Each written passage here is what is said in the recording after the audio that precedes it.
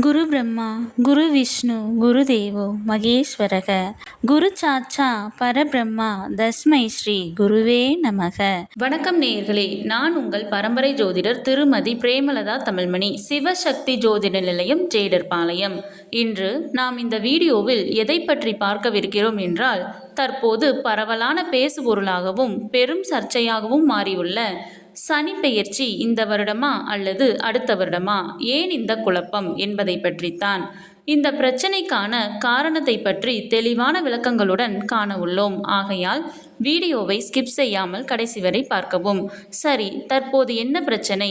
ஜோதிடர்கள் பலரும் 2025 மார்ச் மாதம் 29ஆம் தேதி சனி பகவான் கும்ப ராசியிலிருந்து மீன ராசிக்கு பெயர்ச்சியாகிவிட்டார் என்றும், அதனால் 12 ராசிகளுக்கும் ஏற்படக்கூடிய தாக்கங்கள் யாவை என அதற்கான பலன்களையும் கூறிக்கொண்டிருக்க, திருநள்ளாற்றில் இந்த வருடம் சனி பெயர்ச்சி இல்லை, அடுத்த வருடம் 2026 தான் சனி பெயர்ச்சி உள்ளது. ஆகையால் அடுத்த வருடமே சனி பெயர்ச்சிக்கான சிறப்பு பூஜைகள் நடைபெறும் என்று கூறுகின்றனரே. ஏன் இந்த வேறுபாடு? எது உண்மை? ஜோதிடம் பற்றி எங்களுக்கு பெரிதாக எதுவும் தெரியாது, ஒரு சாமானியனாய் நான் எதை நம்புவது என்று பலரும் திருநள்ளாற்றிலேயே சனி பெயர்ச்சி இந்த வருடம் இல்லை என கூறிவிட்டனர். ஜோதிடர்கள் அனைவரும் இல்லாத சனி பெயர்ச்சி தற்போது உள்ளது என கூறி மக்களை குழப்பி அதை வைத்து பணம் சம்பாதிக்க கட்டுக்கதை கட்டுகிறார்கள் என சிலரும் வாதிட்டு கொண்டிருக்க, ஏன் இந்த குழப்பம், எது உண்மை என்று பார்க்கலாம் வாங்க. 2.5 வருடங்களுக்கு ஒரு முறை சனி பெயர்ச்சி நடக்கும். இந்த வருடம் மட்டுமல்ல, ஒவ்வொரு முறை சனி பெயர்ச்சி ஆகும் போதும் இதே குழப்பம் ஏற்படத்தான் செய்கிறது. ஆனால் 2.5 வருடங்களுக்கு ஒரு முறை என்பதால் நமக்கு முன்பு நடந்தது மறந்து விடுகிறது. தற்போது இந்த வருடம்தான் நம்மை ஜோதிடர்கள் குழப்புகிறார்கள் என நினைக்கிறோம். சரி, அதெல்லாம் இருக்கட்டும். தற்போது ஏன் இந்த குழப்பம் ஒவ்வொரு சனி பெயர்ச்சியின் போதும் ஏற்படுகிறது என்று பார்க்கலாம். இந்த குழப்பத்திற்கெல்லாம் முக்கிய காரணம் திருநள்ளாறு நிர்வாகமோ அல்லது பிரபல ஜோதிடர்களோ இல்லை. இதற்கு காரணம் பஞ்சாங்கமே. ஆம், ஜோதிடத்தில் தற்போது 2 விதமான பஞ்சாங்கம் பின்பற்றப்பட்டு வருகிறது. ஒன்று பாரம்பரியமான பழமையான வாக்கிய பஞ்சாங்கம், மற்றொன்று நவீன திருக்கணித பஞ்சாங்கம். திருக்கணித பஞ்சாங்கத்தின்படி இந்த வருடம், அதாவது 29/3/2025 அன்றே சனி பெயர்ச்சி நடந்துவிட்டது. வாக்கிய பஞ்சாங்கத்தின்படி அடுத்த வருடம் 2026 தான் சனி பெயர்ச்சியாகிறார் என்று கூறப்படுகிறது. இதில் எது துல்லியமானது? எந்த பஞ்சாங்கம் சொல்வதை நம்புவது என்றால், வாக்கிய பஞ்சாங்கமானது மிகவும் தொன்மையானது. இது கடந்த 1500 வருடங்களாக புதுப்பிக்கப்படவில்லை. கடைசி திருத்தம் 5ஆம் நூற்றாண்டில் நடைபெற்றது. திருக்கணித பஞ்சாங்கமானது வானியல் கணக்குகள் மற்றும் ஸ்பெரிக்கல் ட்ரிக்னாமெட்ரி அடிப்படையில் திருத்தி அமைக்கப்பட்டது ஆகும். திருக்கணித பஞ்சாங்கம் வானியல் அடிப்படையில் ஆனது.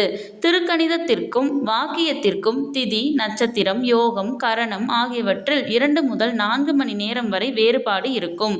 தற்போது பெரும்பாலான ஜோதிடர்கள் 100க்கு 90% பேர் திருக்கணித பஞ்சாங்கத்தையே பின்பற்றுகின்றனர். மீதமுள்ள 10% பேர் தொன்மையையும் பாரம்பரியத்தையும் கைவிடாமல் வாக்கிய பஞ்சாங்கத்தை பின்பற்றுகின்றனர். கோவில்களுக்கு பல காலம் தொட்டு வாக்கிய பஞ்சாங்கத்தின்படி பூஜை வழிபாடுகள் செய்வதனால் இன்னும் வாக்கிய பஞ்சாங்கத்தின்படியே கோவில்களில் செய்கின்றனர். 1970களில் இதை பற்றி கும்பகோணத்தில் காஞ்சி மடத்தில் ஸ்ரீ ஸ்ரீ மகா பெரியவா கோவில்களுக்கு வாக்கிய பஞ்சாங்கமும் தனி மனித ஜாதகத்திற்கு திருக்கணிதமும் சரி என்று கூறினார் என மூத்த ஜோதிட வல்லுநர்கள் கூறுகின்றனர்.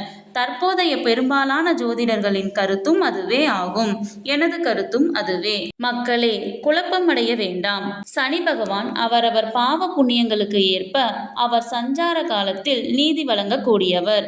உங்கள் ராசிக்கு இந்த சனி பெயர்ச்சியினால் சனி தோஷம் தரும் இடங்களில் அமர்கிறார் என்றால், தற்போதிலிருந்து வாரந்தோறும் அருகிலுள்ள சிவன் கோவிலுக்கு சென்று சிவபெருமானையும் அங்கு அமைந்துள்ள சனி பகவானையும் வணங்கி வாருங்கள். எல்லாம் வல்ல எம்பெருமானாகிய சிவபெருமானை முழுமையாக நம்பி வேண்டி வணங்கினால் தீயாய் சுட்டெரிக்க வரும் சனியின் தாக்கம் பூவாய் மாறிவிடும்.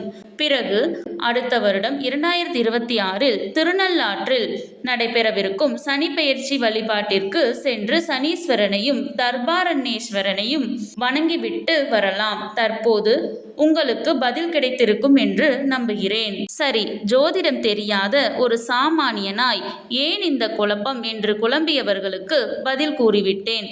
பணம் சம்பாதிப்பதற்காகத்தான் மக்களை ஜோதிடர்கள் வீணாக குழப்புகிறார்கள் என்று கூறும் சிலருக்கும் பதில் கூற வேண்டும் அல்லவா?